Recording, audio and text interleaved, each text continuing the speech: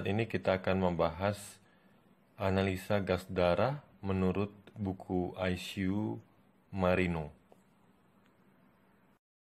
Di buku Marino itu disebutkan ada 3 step untuk menentukan gangguan asam basa. Stage pertama itu adalah pertama kita harus menentukan penyebab primer gangguan asam basa, apakah oleh metabolik,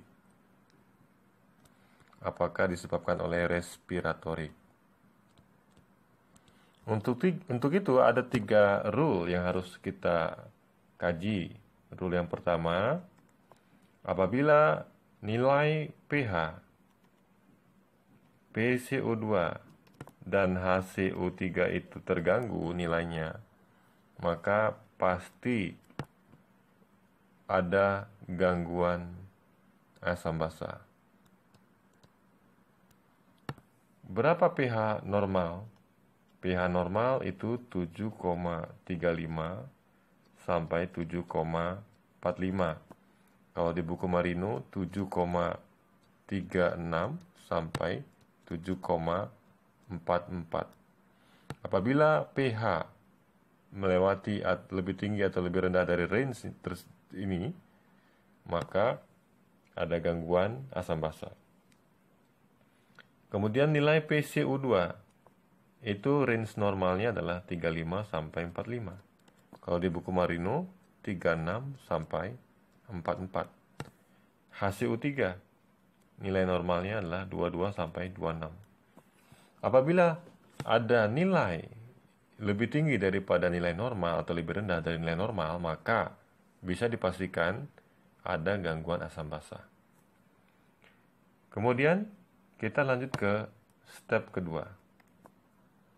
Step kedua disebutkan bila pH dan PCO2 abnormal nilainya atau tidak normal, maka kita lihat arah perubahannya, meningkat atau menurunnya.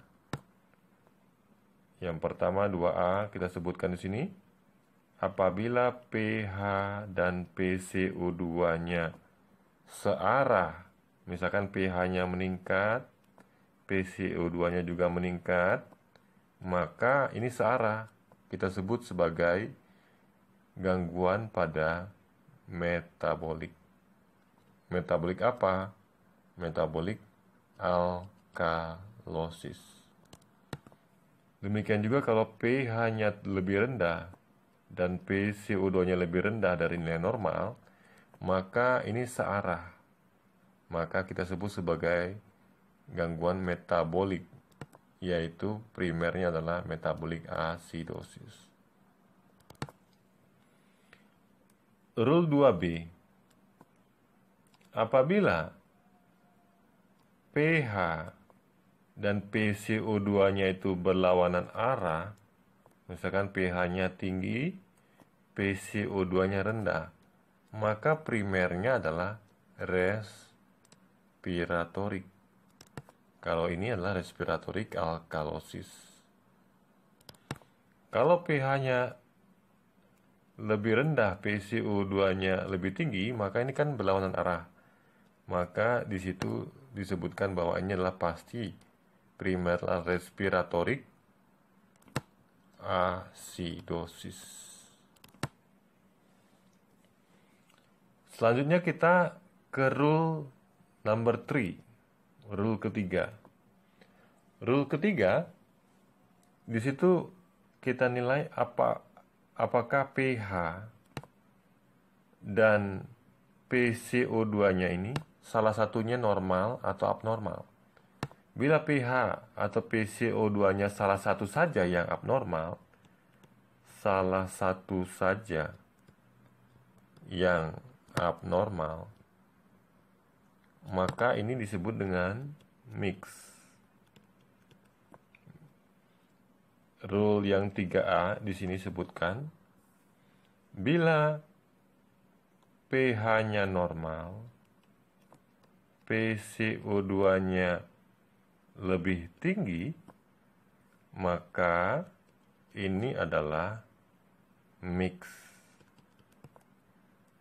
respiratory acidosis. Karena pH-nya normal, ada kompensasinya sehingga menyebabkan pH normal, yaitu kompensasinya adalah metabolic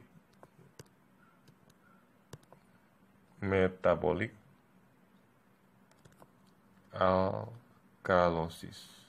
Masih ingat keseimbangan atau persamaan ini, 2H2O ditambah CO2, maka akan membentuk H2CO3 menjadi H+ ditambah HCO3-. Bila CO2-nya tinggi, maka dia akan arahnya ke sini. Maka kompensasinya adalah HCO3-nya akan ditingkatkan, sehingga terjadilah keseimbangan. Tubuh itu sudah sedemikian rupa akan menyimbangkan. Nah, sebaliknya, bila PCO2-nya rendah, maka ini disebut dengan mixed respiratory alkalosis. Dan kompensasinya adalah metabolic acidosis. Dan respiratory alkalosis ini, alkalosisnya itu seimbang dengan asidosis sehingga pH-nya normal.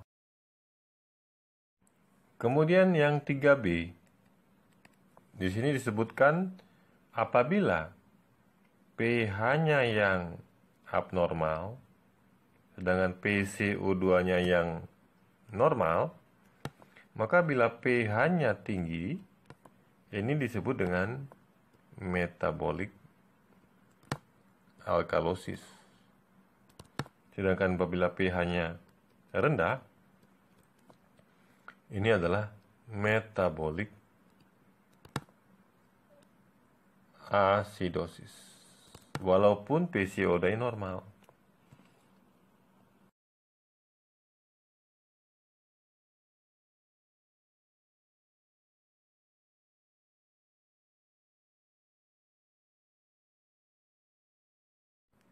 Selanjutnya kita masuk ke stage kedua. Stage kedua adalah kita mencari penyebab sekundernya. Penyebab sekunder ini, kalau sudah kita ketahui penyebab primer, yaitu hukum yang keempat. Apabila penyebab primer adalah metabolik, maka kita akan menghitung expected PCO2-nya. Misal, bila pH-nya turun, PCO2-nya turun, maka kita hitung expected PCO2-nya. Kalau nilai PCO2-nya itu lebih rendah dari expected yang kita hitung, maka berarti ada sekunder respiratory alkalosis. Kalau PCO2-nya tuh lebih tinggi dari nilai expected yang kita hitung, maka berarti ada sekunder respiratory acidosis.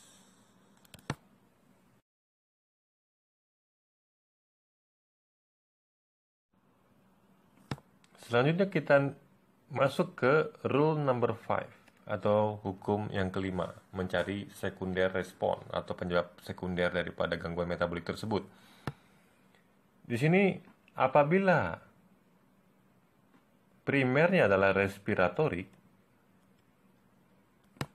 maka kita lihat dulu hasil U3-nya. Jadi jangan kita hitung dulu expected hasil U3-nya. Kita lihat dulu hasil 3 pasien ini.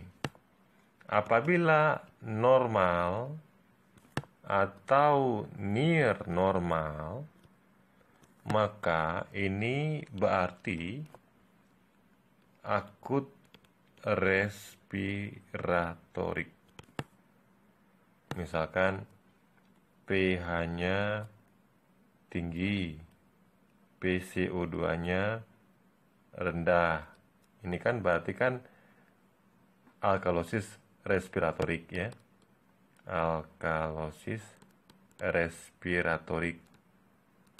Nah, bila HCO3-nya itu dalam range normal atau near normal atau mendekati normal, misalkan 21 atau 27, maka langsung kita sebut sebagai akut alkalosis respiratorik. Jadi kita sebut sebagai akut kalau nilai HCO3-nya near normal atau normal. Nah, apabila tidak normal atau tidak near normal, maka kita sebut sebagai kronik respiratorik. Masuk ke rule number 6. Jadi kalau HCO3 pasien pada primernya respiratorik,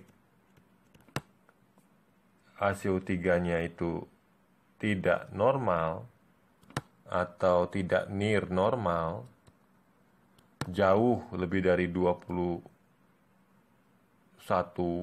ya, misalkan normalnya kan 21 sampai normalnya kan 22 sampai 26. Kalau jauh dari 21 atau jauh dari 27, maka ini langsung kita sebut sebagai kronik respiratorik. Nah, kalau begini, langsung kita hitung nilai expected HCO3-nya. Nah, bila kita hitung nilai expected HCO3-nya ternyata HCO3 pasien tersebut, nah ini kita lihat dulu ya. Jadi kita lihat dulu mekanisme dari kompensasi tubuh ya. CO2 ditambah H2O itu akan membentuk asam karbonat. Selanjutnya akan membentuk H+ dan HCO3 ya kan. Nah, misalkan ya pH-nya itu rendah, PCO2-nya tuh tinggi, maka kompensasinya ke arah sini kan. Berarti HCO3 yang diharapkan itu harusnya tinggi kan. Nah, ternyata bila HCO3 pasien tersebut lebih rendah daripada expected, maka kita sebut sebagai kronik respiratorik acidosis dengan incomplete renal respon.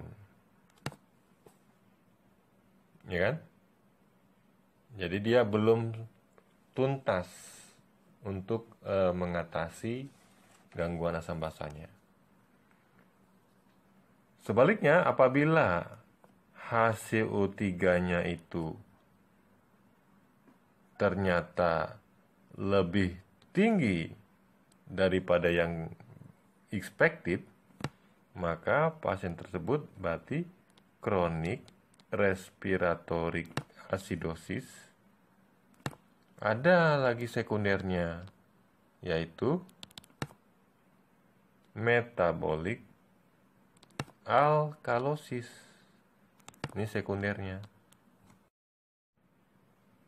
Bila pH-nya tinggi, PCO2-nya rendah, maka ini kita sebut sebagai primer adalah respiratory alkalosis ya. Kalau nilai HCO3-nya itu jauh dari normal atau near normal, maka kita sebut sebagai respiratory alkalosis kronik. Nah, sekarang kita nilai expected-nya. Expected dari HCO3-nya. Kan kalau kita tahu bahwa rumusnya itu kan H2O ditambah CO2, kompensasinya adalah H2CO3 menjadi H plus dan HCO3 min kan. Kalau HCO2-nya turun, maka kompensasinya HCO3 juga turun dong supaya tetap asam. Nah, maka dari itu kalau misalkan nilai HCO3-nya ternyata lebih tinggi dari expected-nya, maka dia itu berarti respiratory alkalosis kronik incomplete renal response. Tapi kalau misalkan HCO3-nya tuh lebih rendah daripada expected-nya, HCO3-nya tuh rendah sekali, maka sekunder metabolic acidosis. Jadi ada sekundernya.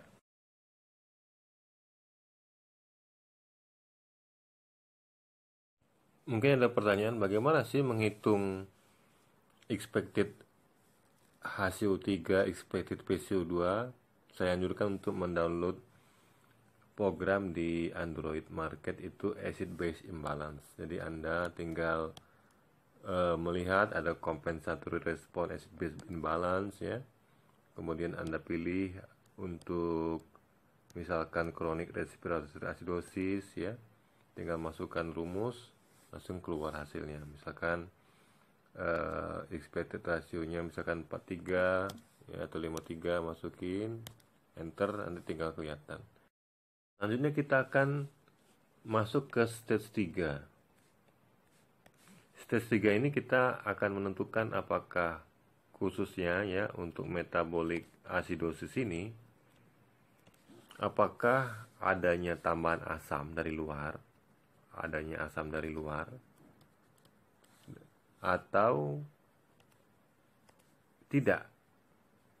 Ya, tahunya dari mana? Dari delta gap yang kita akan hitung dengan rumus natrium dikurangi HCO3 ditambah klorida. Normalnya adalah 12 plus minus 2. Atau dari buku Marino itu disebutkan juga rumus anion gap itu adalah ini, hasil pengurangan daripada unmeasured anion dan unmeasured kation. Ya, jumlahnya 12 plus minus 2. Nah, apabila anion gap itu tinggi atau normal, maka kita masuk ke tabel berikutnya. Penyebab daripada acidosis itu kenapa? Kalau dia high anion gap, berarti ada asam dari luar seperti asam laktat, ketoasidosis, gangguan ginjal, adanya keracunan metanol karena minum alkohol, atau ethylene glycol, atau minum aspirin, dan sebagainya. Tapi kalau anion gap normal, maka bukan adanya tambahan asam, tapi mungkin karena diare, karena hiperkloremik, karena transfusi infus daripada NaCl, gangguan ginjal akut ya, atau RTE, atau penggunaan azetozolamid ya, karena dia akan menahan klorida dan membuang HCO3, atau pada uteroenterostomy. Demikianlah acid base berdasarkan buku Marino. Beda lagi dengan menurut Stewart atau menurut Hasselbalch yang lain ya. Terima kasih.